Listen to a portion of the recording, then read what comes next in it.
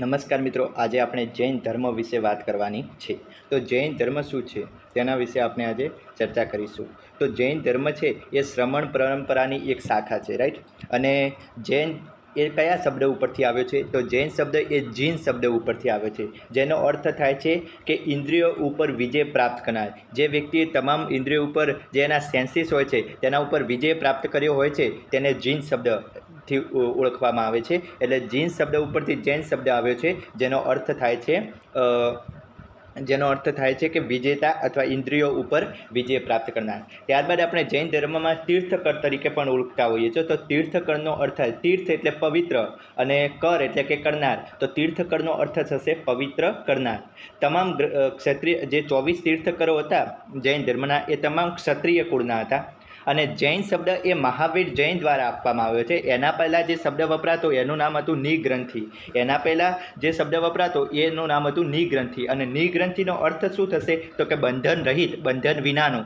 નિગ્રંથિનો અર્થ શું થશે? તો બંધન રહિત. તો મહાવીર સ્વામી છે એમનાથી જૈન શબ્દ વપરાયો છે. એના પહેલાં જે તીર્થકરો હતા તેમના માટે જે શબ્દ વપરાતો હતો નિગ્રંથિ વપરાતો હતો. અને નિગ્રંથિનો અર્થ શું થતો હતો? કે નિગ્રંથિનો અર્થ થતો હતો બંધન રહિત અથવા બંધન વિનાનું.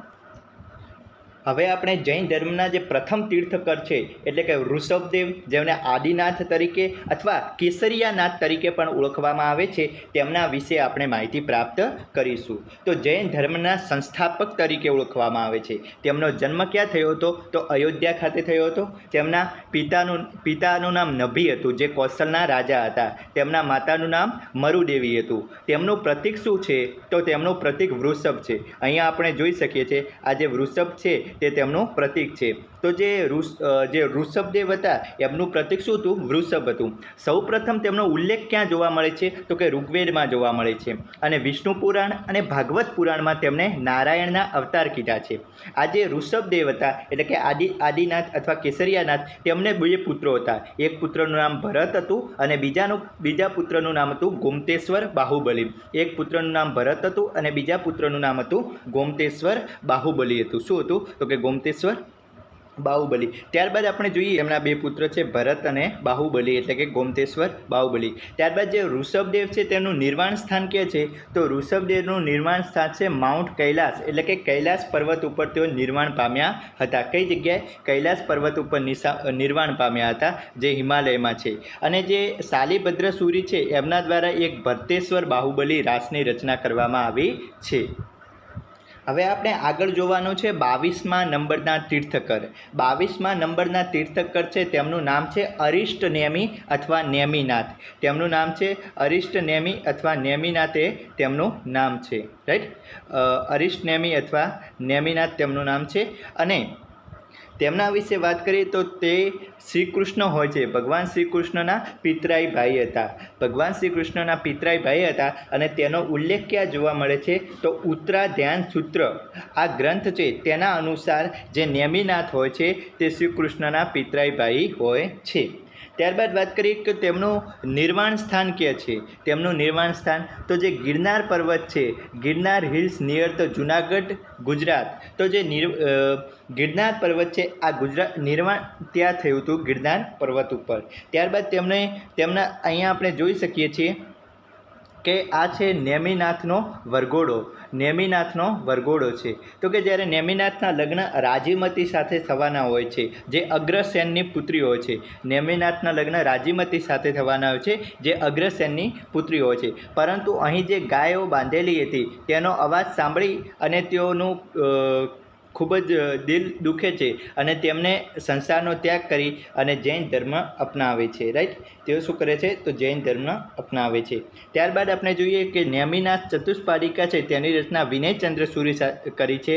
અને જે નેમિનાથ ફાગુ છે તેની રચના રાજશેખર સૂરી દ્વારા કરવામાં આવેલી છે. હવે આપણે 23મા નંબરના જે તીર્થકર છે એમના વિશે માહિતી મેળવવાની છે. તેમનું નામ છે પાર્શ્વનાથ. શું નામ છે? તો પાર્શ્વનાથ. જેમને જૈન શાસ્ત્રમાં પુરુષાદ નિયમ તરીકે ઓળખવામાં આવે છે. જૈન ધર્મમાં તેમને પુરુષાદ નિયમ તરીકે ઓળખવામાં આવે છે. તેમના આપણે પ્રતીકની વાત કરીએ તો અહીંયા આપણે જોઈ શકાય છે, અહીંયા સર્પ છે, એટલે કે તેમનું પ્રતીક કયું હશે? તો કે તેમનું પ્રતીક હશે સર્પ છે. પાર્શ્વનાથનું પ્રતીક કયું હતું? સર્પ છે. અને આપણે આગળ જે નેમિનાથ જોયું તો નેમિનાથનું પ્રતીક હશે શંખ હશે, અને પાર્શ્વનાથનું પ્રતીક કયું છે? તો કે પાર્શ્વનાથનું પ્રતીક છે તે સર્પ છે. તેમનો જન્મ કાશીના ક્ષત્રિય કુળમાં થયો હતો. આમ તો 24 તીર્થકરો કયા હતા? તો કે ક્ષત્રિય કુળથી બિલોંગ કરતા હતા. એમનો જન્મ કાશી ખાતે થયો હતો. અને તેમના પિતા કોણ હતા? તો અશ્વસેન હતા, જે કાશીના રાજા હતા. તેમના માતાનું નામ વામાદેવી, તેમની પત્નીનું નામ પ્રભાવતી. તેમણે 4 સિદ્ધાંતો આપ્યા હતા: સત્ય, અહિંસા, અસ્તેય અને અપરિગ્રહ. તો પાર્શ્વનાથે 4 સિદ્ધાંતો આપ્યા હતા જૈન ધર્મના: સત્ય, અહિંસા, અસ્તેય અને અપરિગ્રહ, જેને ચતુર્થી તરીકે ઓળખવામાં આવે છે. જ્યારે જે જૈન ધર્મનો જે 5મો સિદ્ધાંત છે બ્રહ્મચર્ય, એ મહાવીર સ્વામી દ્વારા આપવામાં આવે છે. આ પાર્શ્વનાથના જ સમયમાં સ્ત્રીઓને સંઘમાં પ્રવેશ મળ્યો હતો. સ્ત્રીઓને સંઘમાં પ્રવેશ કોનો મળ્યો હતો? તો કે પાર્શ્વનાથના જ સમયમાં. એમને જ્ઞાન પ્રાપ્તિ ક્યાં થઈ? તો સમેત પર્વત, જે ઝારખંડમાં આવેલો છે, પારસનાથ ડુંગર છે ત્યાં. તો ઝારખંડમાં જે સમેત પર્વત આવેલો છે ત્યાં તેમને જ્ઞાન પ્રાપ્તિ થાય છે, અને ત્યાં જ તેમને નિર્વાણ પણ પામતા હોય છે.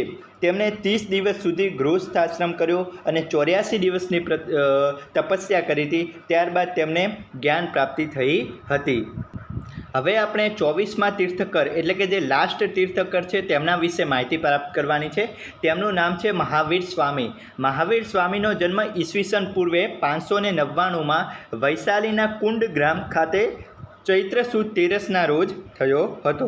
તેમનું મૂળ નામ વર્ધમાન હતું. તેમનું કુળ ઇક્ષ્વાકુ કુળ હતું. ગોત્ર તો કે કશ્યપ હતું. તેમના પિતાનું નામ સિદ્ધાર્થ હતું. માતાનું નામ ત્રિશલા દેવી હતું. અને આ ત્રિશલા દેવી છે એ વૈશાલીના રાજા ચેચકના બહેન હતા. તેમની પત્નીનું નામ યશોદા અને તેમની પુત્રીનું નામ શું હતું? પ્રિયદર્શના હતું. અહીંયા મહાવીર સ્વામીની પત્નીનું નામ યશોદા હતું, જ્યારે ગૌતમ બુદ્ધની પત્નીનું નામ યશોધરા હતું, અને તેમની પુત્રીનું નામ પ્રિયદર્શના અથવા અર્ણોરજા હતું. મહાવીર સ્વામીના પ્રતીકની વાત કરીએ તો તેમનું પ્રતીક આપણે અહીંયા જોઈ શકીએ છીએ, સિંહ હતું. શું હતું? તો કે સિંહ હતું. હવે આપણે જોઈએ મહાવીર સ્વામીના જે પ્રથમ શિષ્ય કોણ હતા. તો મહાવીર સ્વામીના પ્રથમ શિષ્યનું નામ હતું જામાલી. જામાલી કોણ હોય છે? તો મહાવીર સ્વામીના જે જમાઈ હોય છે તેમનું નામ હોય છે જામાલી, અને આ જ જામાલી એટલે કે તેમના જમાઈ તેમના પ્રથમ શિષ્ય હોય છે. અને તે જૈન ધર્મમાં પ્રથમ ભેદ ઉપજાવનાર કોણ હોય છે? તો આ જામાલી દ્વારા જ જૈન ધર્મમાં પ્રથમ ભેદ ઉપજાવે છે. અને તેમની પ્રથમ શિષ્યા કોણ હોય છે? તો તેમની પ્રથમ શિષ્યાનું નામ હોય છે ચંડા. ત્યારબાદ આપણે જોઈએ તો કે ગૃહત્યાગ. તો ગૃહત્યાગ ક્યારે કરે છે? તો 30 વર્ષની ઉંમરે ગૃહત્યાગ કરે છે. કેટલા વર્ષની ઉંમરે? 30 વર્ષની ઉંમરે ગૃહત્યાગ કરે છે. અને મોટા ભાઈ નંદીવર્ધન હોય છે તેમની આજ્ઞાથી. ત્યારબાદ વાત કરીએ જ્ઞાન પ્રાપ્તિ વિશે. તો જ્ઞાન પ્રાપ્તિમાં જોઈએ તો સ્થળ આવશે જુંબીક ગામ, નદી આવશે રુજુપાલિકા, વૃક્ષ આવશે સાલ. અહીંયા 30 વર્ષની ઉંમરે ગૃહત્યાગ કર્યો અને 42 વર્ષની ઉંમરે એમને જ્ઞાન પ્રાપ્તિ થઈ. એટલે કે 12 વર્ષ સુધી તેમણે તપસ્યા કરી. કેટલા વર્ષ સુધી? 12 વર્ષ સુધી. અને જે તેમને જ્ઞાન પ્રાપ્ત થયું એ કૈવલ્ય જ્ઞાન પ્રાપ્ત થયું હતું. કયું? કૈવલ્ય જ્ઞાન, જેને આત્મજ્ઞાન કહેવામાં આવે છે. માટે મહાવીર સ્વામીને કૈવલિન તરીકે પણ ઓળખવામાં આવે છે. તેમનો જે પ્રથમ ઉપદેશ હતો તે કઈ જગ્યાએ આપ્યો હતો? તો તેમણે પ્રથમ ઉપદેશ રાજગૃહ ખાતે આપ્યો હતો. કઈ જગ્યાએ? રાજગૃહ ખાતે. જ્યારે ગૌતમ બુદ્ધે પ્રથમ ઉપદેશ સારનાથ ખાતે આપ્યો હતો. રાજગૃહ ખાતે વિપુલાંચલ પર્વત છે એ 5 પર્વતમાંનો એક છે. તે જગ્યાએ નદી પૂછે તો વારાકર આવશે, અને ભાષા પૂછે તો કે અર્ધમાગધી આવશે. હવે મહાવીર સ્વામી દ્વારા 3 સ્થળે આપેલી શિક્ષા વિશે જોઈએ તો સૌપ્રથમ શિક્ષા તેમને નાલંદા, ત્યારબાદ બીજા નંબરે શિક્ષા તેમને કુંડગ્રામ ખાતે, અને ત્રીજા નંબરે શિક્ષા તેમણે કૌશાંબી ખાતે આપી હતી. હવે નાલંદા ખાતે કોને શિક્ષા આપે છે? તો મોગલીપુત્તસ ગોસલ અથવા તેને મખલી ગોસલ તરીકે પણ ઓળખવામાં આવે છે. મોગલીપુત્તસ ગોસલ અથવા મખલી ગોસલ તરીકે પણ ઓળખવામાં આવે છે. પરંતુ 6 વર્ષ પછી તેમનો ઝઘડો થઈ જાય છે. તો મહાવીર સ્વામીએ નાલંદા ખાતે મખલી ગોસલને શિક્ષા આપી હતી પ્રથમ, અને 6 વર્ષ પછી તેમને ઝઘડો થઈ જાય છે મહાવીર સ્વામી અને મખલી ગોસલ વચ્ચે. ત્યારબાદ છે જે મખલી ગોસલ હોય છે તે આજીવક સંપ્રદાયની સ્થાપના કરતા હોય છે. કયા સંપ્રદાયની? તો આજીવક સંપ્રદાયની સ્થાપના કરતા હોય છે. ત્યારબાદ આપણે જોઈએ તો કે કુંડગ્રામ ખાતે શિક્ષા આપે છે. કોને? તો કે દેવાનંદ બ્રાહ્મણ અને ઋષભદત્ત બ્રાહ્મણને. તો કુંડગ્રામ ખાતે દેવાનંદ બ્રાહ્મણ અને ઋષભદત્ત બ્રાહ્મણને શિક્ષા આપે છે.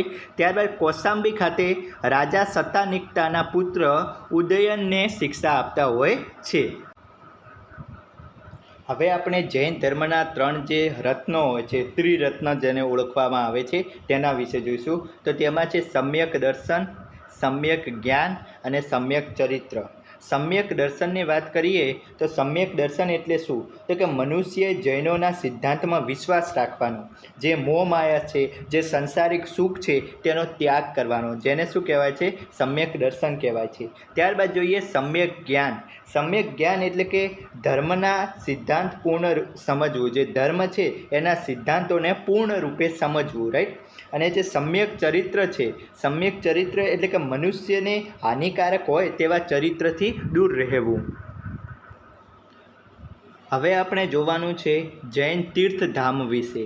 તો આપણે સૌપ્રથમ જોઈશું જે માઉન્ટ આબુ ઉપર દેલવાડાના ડેરા આવેલા છે તેના વિશે. આ દેલવાડાના ડેરાને આરસપાન પર કોતરેલ કવિતા તરીકે પણ ઓળખવામાં આવે છે. આ દેલવાડાના ડેરા કોને કોતરાવ્યા હતા? તો કે જે ભીમદેવ પ્રથમ હોય છે એના મંત્રીનું નામ હોય છે વિમલ મંત્રી. ભીમદેવ પ્રથમ હોય છે તેના મંત્રીનું નામ હોય છે વિમલ, એટલે કે વિમલ મંત્રી. અને તેને જે ડેરા કોતરાયા તેને આપણે વિમલ વસીહી તરીકે ઓળખવામાં આવે છે. શેના તરીકે?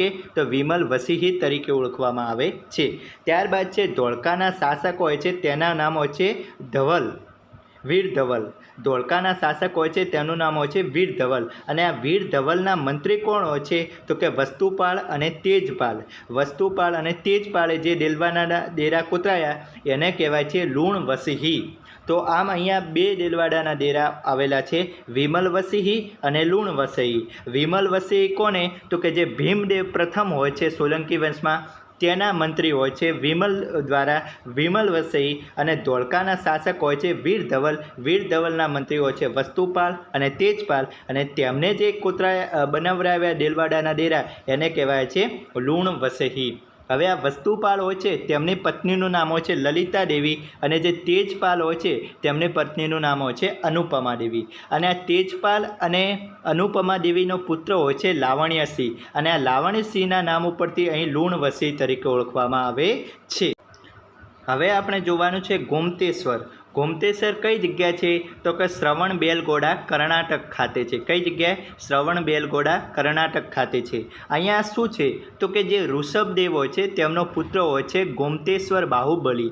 આ ગોમતેશ્વર બાહુબલીની એક જ પથ્થરમાંથી કંડારેલી મૂર્તિ છે. શું છે? તો કે એક જ પથ્થરમાંથી કંડારેલી મૂર્તિ છે. કોની? તો કે ગોમતેશ્વર બાહુબલીની. હવે આ મૂર્તિ છે તે કોના દ્વારા કંડારવામાં આવી હતી? તો તે મૈસૂરના ગંગવંશના રાજા હતા અને તેમના મંત્રી હતા જેમનું નામ હતું ચામુંડરાજ.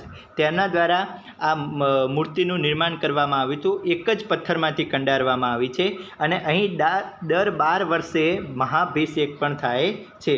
અહીં જે દર 12 વર્ષે અભિષેક થાય છે તે આ પ્રકારનો કંઈક અભિષેક થતો હોય છે.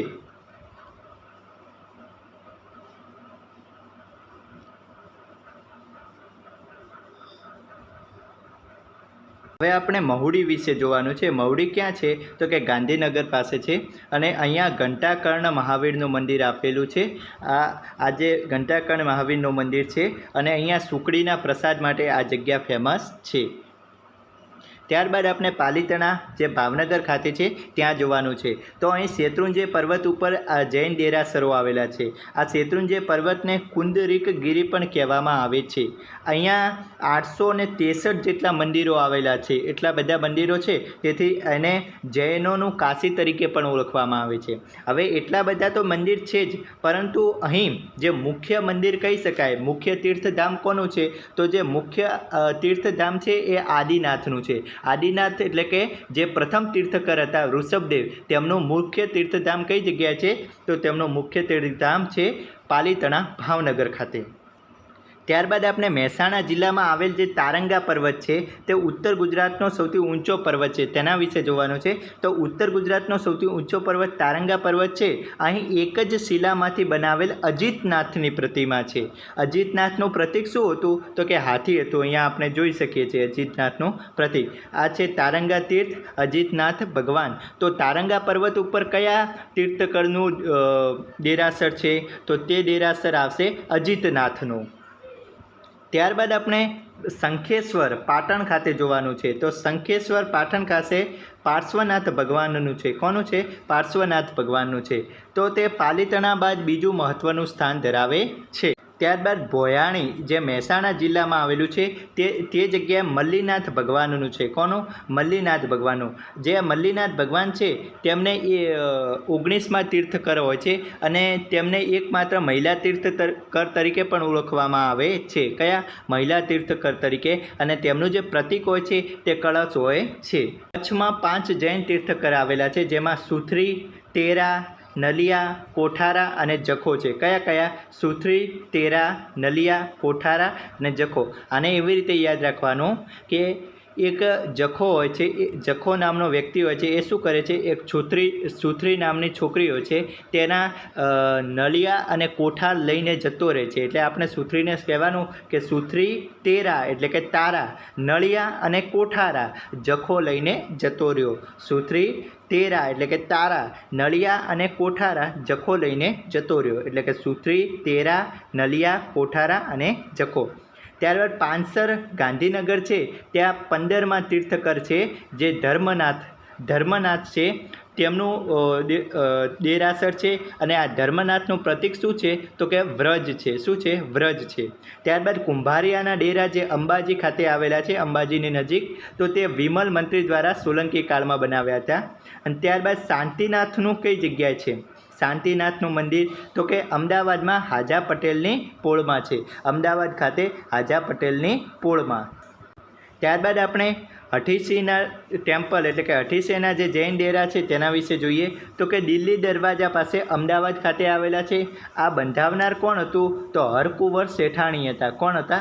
હરકુંવર શેઠાણી. અને હરકુંવર શેઠાણીથી બીજું ફેક્ટ યાદ રાખીએ તો ગુજરાતમાં સૌપ્રથમ કન્યા શાળાની સ્થાપના કોણે કરી હતી? શરૂઆત તો તે પણ હરકુંવર શેઠાણીએ જ કરી હતી. અને જેનું નામ શું આપ્યું હતું? તો કે છોડીઓની નિશાળ, આવું નામ આપ્યું હતું. હવે જે હઠીસીના ડેરા બનાવ્યા છે તેના આર્કિટેક્ચર કોણ છે? તો પ્રેમચંદ્ર સલાટ છે. આ સ્થપતિ એટલે કે આર્કિટેક્ચર છે પ્રેમચંદ્ર સલાટ. હવે આપણે કેટલાક અગત્યના તીર્થકર અને તેમના જન્મસ્થળ વિશે વાત કરીએ. તો શ્રાવસ્તી ખાતે જોઈએ, જે ઉત્તર પ્રદેશમાં આવેલ છે. તેને સહેત મહેત પણ કહેવાય છે. આ શ્રાવસ્તીને સહેત મહેત પણ કહેવાય છે અને ઉત્તર પ્રદેશમાં આવેલ છે. ત્યાં જે સંભવનાથ હોય છે, સંભવનાથ તીર્થકર હોય છે, તેમનું જન્મસ્થાન હોય છે. ત્યારબાદ કૌશાંબી જે અલ્હાબાદ અને કાનપુરની વચ્ચે છે, ત્યાં પદ્મપ્રભુનું તીર્થસ્થાન છે. હસ્તિનાપુર કે જે કુરુ વંશની રાજધાની છે, ત્યાં શાંતિનાથ, કુંથુનાથ અને અર્ણનાથ, શાંતિનાથ, કુંથુનાથ અને અર્ણનાથની જન્મસ્થળ છે. અને જે કુંડગ્રામ વૈશાલી છે, ત્યાં મહાવીર સ્વામીનું જન્મસ્થળ હોય છે. ત્યારબાદ આપણે તીર્થકર અને તેના નિર્વાણ સ્થળ વિશે જોઈએ. તો જે પ્રથમ તીર્થકર હોય છે ઋષભદેવ, અથવા તેમને આદિનાથ અથવા કેસરિયાનાથ તરીકે ઓળખવામાં આવે છે, તે હિમાલયના કૈલાસ પર્વત ઉપર નિર્વાણ પામ્યા હોય છે. ત્યારબાદ આપણે જોઈએ નેમિનાથ. જે નેમિનાથ હોય છે તે કઈ જગ્યાએ? તો તેઓ ગિરનાર પર્વત ઉપર નિર્વાણ પામ્યા હોય છે. કઈ જગ્યાએ? ગિરનાર પર્વત ઉપર. અને જે પાર્શ્વનાથ છે 23મા તીર્થકર, પાર્શ્વનાથ 23મા તીર્થકર છે. નેમિનાથ તો 22મા છે, પાર્શ્વનાથ 23મા છે. તે સમેત પર્વત ઉપર જે ઝારખંડ ખાતે આવેલો છે ત્યાં નિર્વાણ પામ્યા છે. અને આ સમેત પર્વત ઉપર અંતિમ કોઈ તીર્થકર નિર્વાણ પામ્યું હોય તો તે પાર્શ્વનાથ છે, કારણ કે તેમના અગાઉ 20 જેટલા તીર્થકરો અહીં નિર્વાણ પામી ચૂક્યા છે. અને છેલ્લે આપણે જોઈએ જે મહાવીર સ્વામી છે, તો મહાવીર સ્વામી કઈ જગ્યાએ? તો કે પાવાપુરી રાજગૃહ જે મગધમાં છે ત્યાં તેમનું નિર્વાણ સ્થાન છે પાવાપુરી ખાતે, અને તેઓ 72 વર્ષની ઉંમરે નિર્વાણ પામ્યા હતા. કેટલી ઉંમરે? 72 વર્ષની ઉંમરે. અને તેઓ અજાતશત્રુ અને બિંબિસારના સમકાલીન હતા. જૈન ધર્મના કેટલાક ગુફા સાહિત્યો પ્રચાર વિશે જોઈશું. તો આ છે ચંદ્રગુપ્ત મૌર્ય છે, અને આ છે ભદ્રબાહુ. તો ચંદ્રગુપ્ત મૌર્યએ ભદ્રબાહુના કહેવાથી જૈન ધર્મ સ્વીકાર્યો હતો. રાઈટ, જે ચંદ્રગુપ્ત મૌર્ય છે જે મૌર્ય વંશનો સ્થાપક કહેવાય છે, તેમને ભદ્રબાહુના કહેવાથી જૈન ધર્મ સ્વીકાર્યો હતો. અને તેમને જે પોતાના અંતિમ દિવસો છે તે ચંદ્રગીરી શ્રવણબેલગોળા જે કર્ણાટકમાં આવેલ છે ત્યાં પોતે સંલેખના પદ્ધતિ એટલે કે ખાવાનો અન્નનો ત્યાગ કરી અને પોતાના જીવનનો અંત લાવ્યો હતો સંલેખના પદ્ધતિ દ્વારા. ત્યારબાદ છે આ છે સંપ્રતિ. આ છે સંપ્રતિ છે. સંપ્રતિને જૈનાચાર્ય જે જૈન આચાર્ય હતા સુહસ્તી, એમના સંપર્કમાં આવ્યા બાદ તેમણે જૈન ધર્મનો સ્વીકાર કર્યો હતો. જેમાં ચંદ્રગુપ્ત મૌર્યએ ભદ્રબાહુના કહેવાથી જૈન ધર્મનો સ્વીકાર કર્યો, તેમ જે સંપ્રતિ છે તેમને સુહસ્તીના કહેવાથી જૈન ધર્મનો સ્વીકાર કર્યો હતો. અને તેનો ઉલ્લેખ ક્યાં જોવા મળે છે? તો પરિશિષ્ટ પ્રવર્તનમાં તેનો ઉલ્લેખ જોવા મળે છે. અને આ સંપ્રતિની ટૂંક ક્યાં આવેલી છે? તો ગિરનાર ખાતે ગુજરાત માં સંપ્રતિની ટૂંક પણ આવેલી છે. એટલે ગુજરાતનો અશોક અથવા જૈન ધર્મનો અશોક તરીકે કોને ઓળખવામાં આવે છે? તો ગુજરાતનો અશોક અથવા જૈન ધર્મનો અશોક તરીકે સંપ્રતિને ઓળખવામાં આવે છે. હવે આપણે ગણધર વિશે માહિતી મેળવીએ કે ગણધર એટલે શું? તો કે મહાવીર સ્વામીએ તેમના અનુયાયીઓને 11 ભાગમાં વિભાજિત કર્યા હતા, અને આ 11 ભાગ બનાવ્યા. તેમાંથી દરેક ભાગનો જે પ્રમુખ હોય, જે લીડર હોય, તેને ગણધર તરીકે ઓળખવામાં આવતો હતો. રાઈટ, તેમને શું કહેવામાં આવતું? ગણધર તરીકે ઓળખવામાં આવતો હતો. અને આ ગણધરનું કાર્ય શું હતું? તો કે જૈન ધર્મનો પ્રચાર કરવાનું. મૃત્યુના 100 વર્ષ બાદ, જે મહાવીર સ્વામીના મૃત્યુના 100 વર્ષ બાદ તેમનો ફેલાવો થયો હતો. ત્યારબાદ આપણે પ્રથમ ઉપદેશકની વાત કરીએ તો પ્રથમ ઉપદેશક છે આર્યસુધર્મણ. આર્યસુધર્મણ છે તે પ્રથમ ઉપદેશક છે. ત્યારબાદ જે ચીની પ્રવાસી હોય છે જેનું નામ છે યુએન ત્સાંગ, એને એવું નોંધ્યું હતું કે જૈન ધર્મનો ફેલાવો કલિંગ ખાતે વધારે થયો હતો. કઈ જગ્યાએ? કલિંગ ખાતે. એવું કોને નોંધ્યું હતું?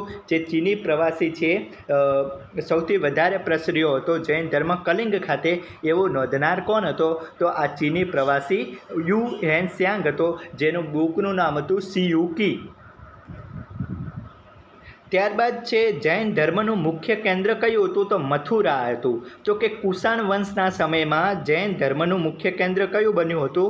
તો મથુરા એ જૈન ધર્મનું મુખ્ય કેન્દ્ર બને છે. અને તે સમય કોનો સમયગાળો હોય છે? તો કુષાણ વંશનો સમયગાળો હોય છે. જૈન ધર્મના કેટલા સંઘ હોય છે? તો કે 4 સંઘ હોય છે. કેટલા સંઘ હોય છે? 4 સંઘ હોય છે. ત્યારબાદ આપણે ભિક્ષુ, ભિક્ષુણી, શ્રાવક અને શ્રાવિકા વિશે જોઈએ. તો કે ભિક્ષુ અને ભિક્ષુણી છે તે ફક્ત સંન્યાસી જીવનો માટે, સંન્યાસી લોકો હોય છે તેમના માટે હોય છે. જ્યારે શ્રાવક અને શ્રાવિકા હોય છે તે ગૃહસ્થ જીવનના લોકો હોય છે તેમના માટે હોય છે. ત્યારબાદ જે બિહારના નંદ વંશ હોય છે, ત્યારબાદ ઈસવીસન પૂર્વે 2જી સદીમાં જે ચોલ રાજા ખારવેલ હોય છે, તે આ બધાએ જૈન ધર્મનો સ્વીકાર કર્યો હોય છે. અને ખારવેલ દ્વારા ઓડિશાના કટકમાં ઉદયગીરી ખાતે જે ગુફાઓ જોવા મળે છે તેના ઉપરથી કહી શકાય છે કે તેમણે શેનો સ્વીકાર કર્યો હશે? તો કે જૈન ધર્મનો સ્વીકાર કર્યો હશે. હવે જે હુણ શાસક હોય છે જેનું નામ હોય છે તોરમાણ, અહીંયા તોરામાણ લખેલું છે. જે હુણ શાસક હોય છે, કોણ? હુણ શાસક. તે તોરામાણ છે હુણ શાસક, ત્યાંના ગુરુનું નામ હોય છે હરિગુપ્ત. શું નામ હોય છે? હરિગુપ્ત. અને આ તોરામાણ છે અથવા તોરમાણ છે તેને જૈન ધર્મનો સંરક્ષક કહેવામાં આવે છે. તો જૈન ધર્મનો સંરક્ષક કોને કહેવામાં આવે છે? તો હુણ શાસક તોરમાણને કહેવામાં આવે છે. અને કયા ગ્રંથમાં ઉલ્લેખ છે? તો કે કુવલા યમાલા નામના ગ્રંથમાં જે તોરમાણ છે તેને જૈન ધર્મનો સંરક્ષક કહ્યો છે. રાષ્ટ્રકૂટ કાળની વાત કરીએ તો ત્યાંના રાજા હોય છે અમોઘ વર્ષ. રાષ્ટ્રકૂટ કાળના અમોઘ વર્ષ રાજા હોય છે, જેનો ગ્રંથ હોય છે રત્નમાલિકા. અને ત્યાં જૈન કવિ હોય છે જીનસેન અને ગુણભદ્ર. તો આ તમામે પણ જૈન ધર્મનો સ્વીકાર કર્યો છે. તેમનો ગ્રંથ યાદ રાખવાનું રત્નમાલિકા અમોઘ વર્ષનો. અને તેમના દરબારના કવિ જૈન કવિઓ છે જીનસેન અને ગુણભદ્ર. ત્યારબાદ કર્ણાટકની વાત કરવામાં આવે તો ઈસવીસનની 3જી સદીમાં પુરાતત્વના અવશેષ પ્રાપ્ત થયા છે.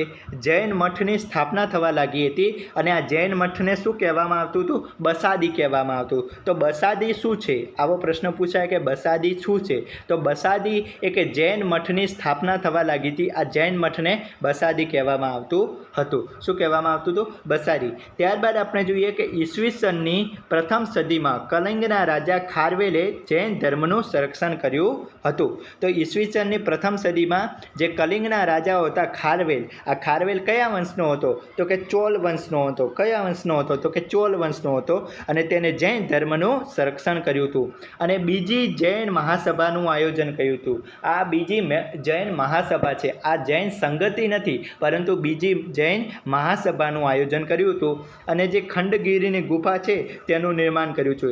Udayagiri and Khandagiri caves in Bhubaneswar, Odisha. તો આનું નિર્માણ કોના દ્વારા કરવામાં આવ્યું હતું? તો આનું નિર્માણ કરવામાં આવ્યું હતું જે કલિંગનો રાજા હોય છે ખારવેલ, તેના દ્વારા.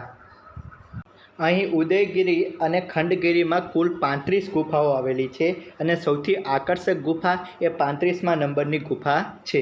સૌથી આકર્ષક ગુફા કઈ છે? તો કે 35મા નંબરની ગુફા છે. આપણે હાથી ગુફા ઇન્સ્ક્રિપ્શન જોઈ શકીએ છીએ. એટલે કે હાથી ગુફાનો જે અભિલેખ છે તેના વિશે આપણે જોઈ શકીએ છીએ. રાઈટ. તો હાથી ગુફા કે જેનું નિર્માણ કોના સમયમાં થયું છે? તો તેનું નિર્માણ થયું છે ખારવેલના સમયમાં. અને આ કઈ જગ્યાએ આવે છે? તો જે ઉદયગીરી હિલ્સ છે, જે ઉદયગીરીની પર્વતમાળા છે, ભુવનેશ્વર, ઓડિશા ખાતે આવેલ છે. જે ઉદયગીરીની ગુફા છે તેની અંદર જ આ હાથી ગુફા અભિલેખ આવેલો છે. અને અહીંયા જણાવ્યું છે કે અને આ છે તે જૈન ધર્મમાં મૂર્તિ પૂજાનો પ્રાચીનતમ નમૂનો અહીં જોવા મળે છે હાથી ગુફાની અભિલેખમાં. રાઈટ. જૈન ધર્મનો જે મૂર્તિ પૂજાનો અભિલેખ છે તે મૂર્તિ પૂજાનો પુરાવો છે તે આપણને અહીં જોવા મળે છે. અહીંયા આપણે રાઇટિંગ જોઈએ તો કઈ ભાષામાં હતું? તો કે પ્રાકૃત ભાષામાં આર્યુઆ લખેલું છે. આપણે જે ઇલોરાની ગુફા છે, આ જે અહીંયા ચિત્ર દેખાય છે તે ઇલોરાની ગુફાનું છે. અને આ ઇલોરાની 32મા નંબરની ગુફા છે. કયા નંબરની? 32મા નંબરની ગુફા છે. અને જ્યાં ઇન્દ્ર સભા તરીકે ઓળખાય છે તેને. અને આ 2 માળની ગુફા છે. કેટલા માળની છે? 2 માળની ઇન્દ્ર સભા નામની ગુફા જે ઇલોરાની ગુફા છે અને 32મા નંબરની ગુફા છે જે જૈન ધર્મ સાથે સંબંધ ધરાવે છે. લોહાનીપુર જે પટના ખાતે આવેલું છે ત્યાં પ્રારંભિક સમયની એક જૈન મૂર્તિ આ પ્રાપ્ત થઈ છે જે તૂટેલી હાલતમાં છે. જે કઈ જગ્યાથી પ્રાપ્ત થઈ છે? લોહાનીપુર, પટના ખાતેથી પ્રારંભિક સમયની જૈન મૂર્તિ પ્રાપ્ત થઈ છે. ત્યારબાદ આપણે વાત કરીએ ચોસા બિહાર ખાતે.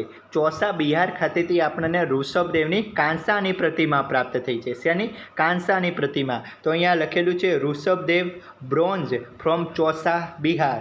Rishabhdev bronze from Chausa Bihar. તો ચોસા બિહાર ખાતેથી ઋષભદેવની કાંસાની પ્રતિમા પ્રાપ્ત થઈ છે. ત્યારબાદ આપણે જોઈએ અકોટા જે વડોદરામાં ગુજરાત ખાતે આવેલું છે. ત્યાં આપણને નેમિનાથ, લોર્ડ નેમિનાથ લખેલું છે. તેમની જૈન કાંસાની પ્રતિમા પ્રાપ્ત થઈ છે. તો એમની પ્રતિમા છે નેમિનાથની, એ પણ કેવી છે? કાંસાની પ્રતિમા છે. ગુજરાતના અકોટા ખાતેથી પ્રાપ્ત થઈ છે. તેના સિવાય આપણે યાદ રાખીએ તો કે જૈન અયોધ્યા ખાતેથી જૈન ધર્મના ટેરાકોટા એટલે કે જે પકવેલી માટી હોય છે તેની નિર્મિત મૂર્તિ પણ પ્રાપ્ત થઈ છે. તો ટેરાકોટાની જૈન ધર્મની મૂર્તિ ક્યાંથી પ્રાપ્ત થઈ છે? તો અયોધ્યા ખાતેથી પ્રાપ્ત થઈ છે. તેના સિવાય હાંસી જે હરિયાણામાં આવેલું છે, હાંસી, ત્યાંથી પણ જૈન ધર્મની કાંસાની મૂર્તિઓ પ્રાપ્ત થઈ છે. હવે આપણે જે જૈન ધર્મનું પ્રતીક છે તેના વિશે જોઈએ. તો 1974-75ની સાલમાં મહાવીર સ્વામીના 2500 વર્ષના નિર્વાણના અવસરે જ્યારે મહાવીર સ્વામીને નિર્વાણ થયાના 2500 વર્ષ પૂર્ણ થયા હતા. અહીંયા નિર્વાણ શબ્દ છે, જન્મ નહીં. તો નિર્વાણ થયાના 2500 વર્ષ પૂર્ણ થયા 1974-75ની સાલમાં. ત્યારે આ જૈન ધર્મનું પ્રતીક છે તે બનાવવામાં આવ્યું હતું. એના 3 ભાગ છે. કેટલા ભાગ છે? 3. અર્ધાલોક, મધ્યલોક અને અધોલોક. અર્ધા એટલે ઉપરનું, મધ્યલોક એટલે કે વચ્ચેનો ભાગ અને અધોલોક, એમ 3 ભાગ છે. કેટલો? તો કે આને કહેવાશે અર્ધાલોક, આ ઉપરનો ભાગ છે એટલે કે અર્ધાલોક. ત્યારબાદ આ મધ્યનો ભાગ અને નીચે છે અધો ભાગ. તો અહીંયા દરેકનો એક મતલબ છે. અહીંયા જે વસ્તુ છે તેનો દરેકનો એક મતલબ છે. તો શું મતલબ છે?